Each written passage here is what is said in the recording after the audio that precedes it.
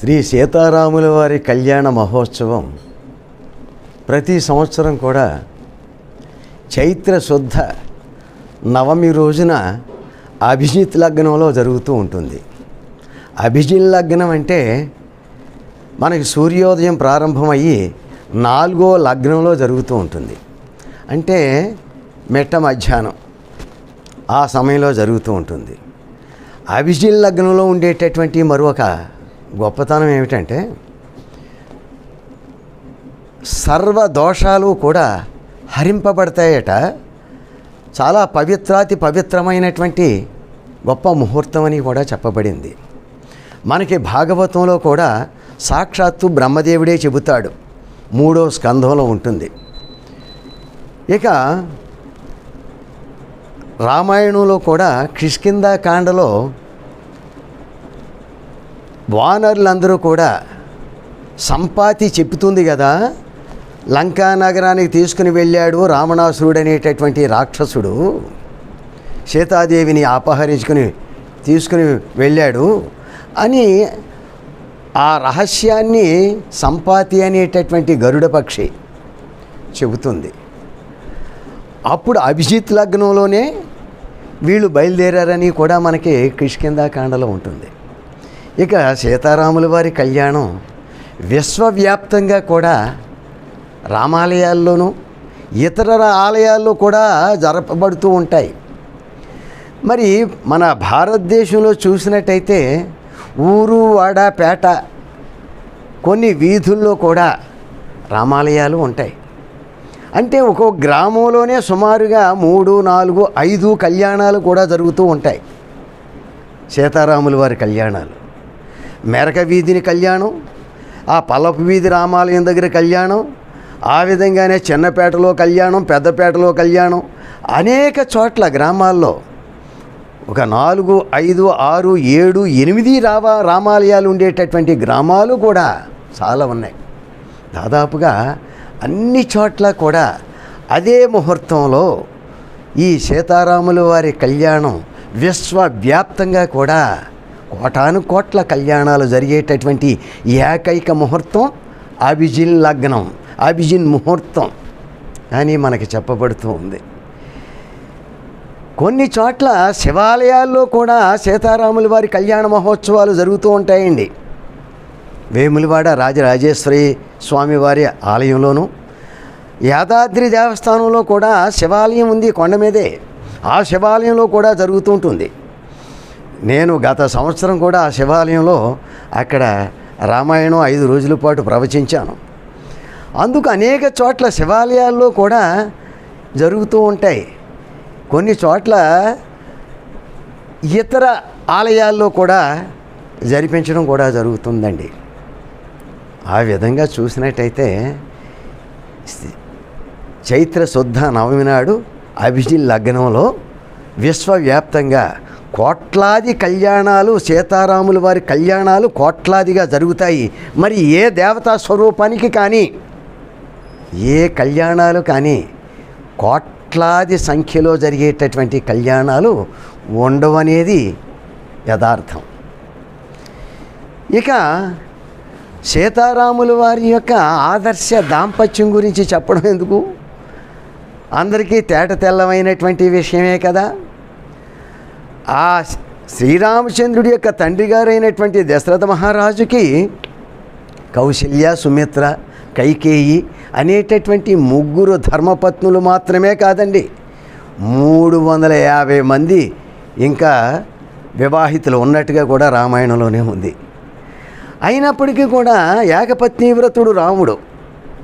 ఇక రామావతారంలో ఉండేటటువంటి మరొక విశేషం ఏమిటంటే కేవలం రావణ కుంభకర్ణాది రాక్షసుల్ని వధించడం కోసం మాత్రమే ఒక కారణం కావచ్చును, కానీ అందుకోసం మాత్రమనే కాదు, సర్వ మానవాళిని కూడా ఉద్ధరించడానికి, ఒక మానవుడు ఏ పరిస్థితుల్లో ఎలా మసలాలి అనేటటువంటి విషయాన్ని తెలియజేయడంలో కానీ ఆదర్శనీయమైనటువంటి అవతార విశేషమే శ్రీరామావతారం. నిస్సందేహంగా ప్రతి క్షణము, ప్రతి సందర్భంలోనూ కూడా మానవులు ఎలా ప్రవర్తించాలి అనేది తెలియజేసేటటువంటి అవతార విశేషం రామావతారం. పైగా ఆయన ఆదర్శపుత్రుడు, ఆదర్శ శిష్యుడు, ఆదర్శ మిత్రుడు, ఆదర్శ సోదరుడు, ఇటువంటివి అనేకమైనటువంటివి ఉన్నాయి. ఎక్కడ చూసినా సరే చివరికి ఆదర్శ శత్రువు కూడా రాముడు. రావణాసురుణ్ణి మొదటి సమాగమంలోనే అంతవరకు కూడా చాలా గొప్ప యుద్ధం చేశాడు రావణాసురుడు. లక్ష్మణుడు మూర్ఛిల్లిపోయాడు, హనుమంతుడు మూర్ఛిల్లిపోయాడు, సుగ్రీవ, నలుడు మొదలైనటువంటి వానర ప్రముఖులందరూ కూడా మూర్ఛిల్లిపోయారు. అప్పుడు రాముడి దగ్గరికి పెడతారు అనేక మంది వానరులు. భీభత్సమైనటువంటి యుద్ధం చేసేస్తున్నాడు రావణాసురుడు అని వస్తాడిన. వచ్చిన తర్వాత ధ్వజాన్ని కొట్టేస్తాడు, ఆయన కవచాన్ని భేదించేస్తాడు, ఆ సారథిని గుర్రాల్ని కూడా వధించేస్తాడు. రథంతో పాటు ఆ రావణాసురుడు కూడా అలా సొమ్మసిల్లిపోయేటట్టుగా కొట్టేస్తాడు. అల్లంత దూరాన పడిపోతాడు రావణాసురుడు. పడిపోయి మూర్ఛిల్లిపోతాడు. మరొక్క బాణాన్ని ప్రయోగించినట్టయితే అతడు మరణిస్తాడు అక్కడే. ఇది ప్రథమ సమాగమం రామరావణ యుద్ధంలో. అదే రావణాసురుడు రాముడిని చూడడం, రాముడు కూడా రావణాసురుడిని చూడడం కూడా ఇదే ప్రథమం. దగ్గరికి పెడతాడండి శ్రీరామచంద్రుడు. వెళ్ళి మూర్ఛతో ఉన్నటువంటి ఆ రావణాసురుని చూసి, అరే వీడు ఇటువంటి దుర్మార్గమైనటువంటి చేష్టలు కానీ వీడు చెయ్యకపోయినట్టయితే 3 లోకాలు కూడా పరిపాలించతగ్గ అర్హత వీళ్ళలో కనిపిస్తుంది, ఆ తేజస్సు వీళ్ళలో కనిపిస్తుంది అని ప్రశంసవాక్యాలే ఆయన అనుకుంటూ ఉంటాడండి రాముడు. అది రాముడి యొక్క సంస్కారం. పైగా ఆ రావణాసురుడు కూడా మూర్ఛ నుంచి మేల్కొని రాముని చూస్తాడు. ఏమి తేజస్సు రాముడిది, పుంసాం మోహన రూపాయ. అలా చూసి విస్తుపోతాడు రావణాసురుడు. లోపల భీతులుతూనే ఉంటాడు. అప్పుడు రాముడు అంటాడు, రావణ, ఇంతవరకు కూడా గొప్ప యుద్ధం చేశావు, నువ్వు అలసి సొలసి ఉన్నావు. రేపు విశ్రాంతిని గైకొని నూతన ధనస్సుని నూతన రథాన్ని సమకూర్చుకొని సమరాంగణానికి రా, వెళ్ళు అంటాడు. అని విడిచిపెట్టేస్తాడండి. అది ఆదర్శ శత్రువు కూడా రాముడు అనడానికి మరో కారణం, ప్రధానమైనటువంటి కారణం, అందులో అనుమానం లేదు. అంతటి ఉదాత్త స్వభావుడు రాముడంటే. ఇక ఆ రావణాసురుని వధించేటప్పుడు కూడా మాతలి అంటాడు, దేవేంద్రుడి యొక్క రథసారథి అయినే కదా రథాన్ని తీసుకొచ్చి రాముడి కోసం తీసుకొస్తాడు. అప్పుడు అంటాడు, రామచంద్ర, నువ్వు ఆ రావణాసురుడు ప్రయోగిస్తున్నటువంటి అస్త్రాల్ని ఖండిస్తూ ఉన్నావు, కానీ అతన్ని సంహరించడానికి నువ్వు అస్త్రాలు ప్రయోగిస్తున్నట్టుగా లేదయ్యా రామచంద్ర ప్రభు. నువ్వు బ్రహ్మాస్త్రాన్ని ఎందుకు ప్రయోగించడం లేదయ్యా అంటాడు. అవును కదా అని అప్పుడు తీస్తాడండి బ్రహ్మాస్త్రాన్ని. అప్పుడు వధిస్తాడు ఆ రావణాసురుని. అంటే ఆ రాముడి యొక్క అవతార విశేషం అంత అద్భుతమైనటువంటిది. అన్నదమ్ముల అనుబంధం ఎంత అద్భుతంగా ఉంటుందండి, ఎంత నిస్వార్థంగా ఉంటుంది. ధర్మాన్ని ప్రతి క్షణం కూడా ధర్మం కించిత్తు కూడా తప్పడానికి వీల్లేదు. ఎల్లప్పుడూ కూడా సత్యాన్నే అనుష్ఠిస్తూ ఉండాలి. ఆ సత్యాన్ని కూడా ప్రియంగా పలకాలి. అది రాముడి యొక్క సిద్ధాంతం. అప్రియంగా పలకడానికి వీల్లేదు. అంచేతనే రాముడు అంత ప్రియ భాషణుడు. ఇక సాక్షాత్తు విశ్వామిత్రుడే అంటాడు,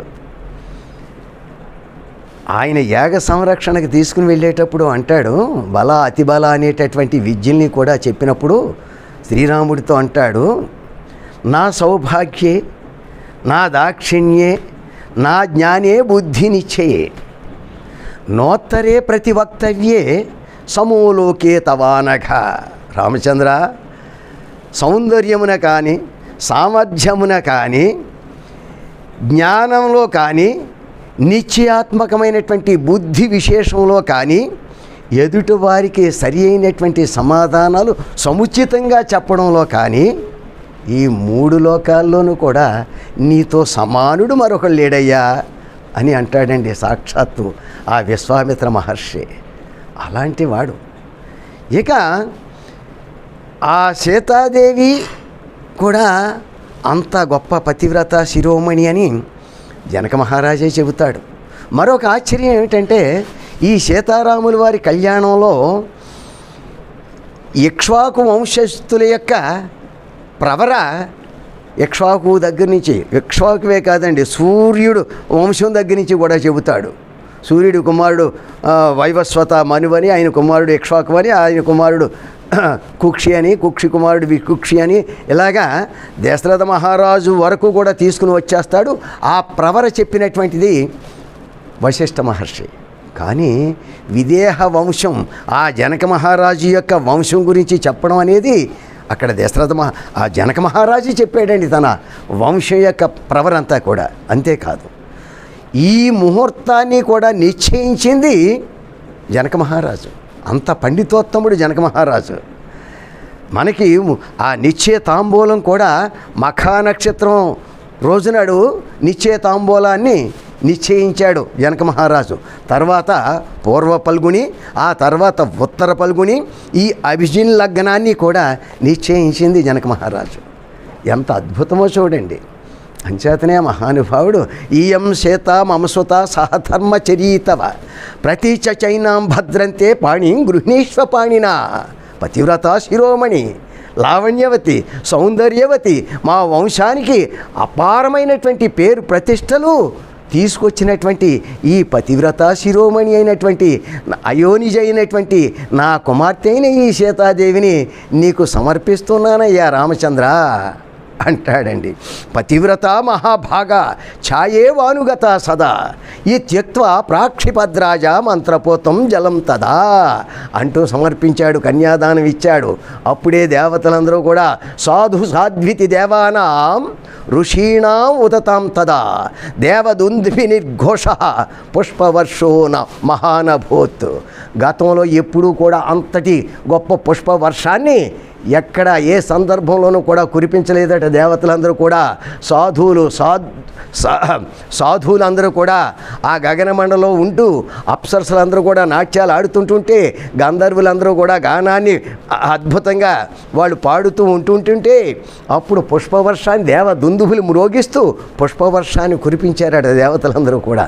అంతటి దివ్యాతి దివ్యమైనటువంటి కళ్యాణం మరి ఎక్కడా కూడా ఈ భూమండలంలో జరిగి ఉండదు. ఇన్ని కోట్ల కళ్యాణాలు ఒక్క ముహూర్తంలో జరగడం అనేది కూడా మన హైందవానికి అద్భుతమైనటువంటి ఉదాహరణ. అది మన హైందవం యొక్క గొప్పతనం, ఆ విశిష్టత అని కూడా మనవి చేస్తూ స్వస్తి.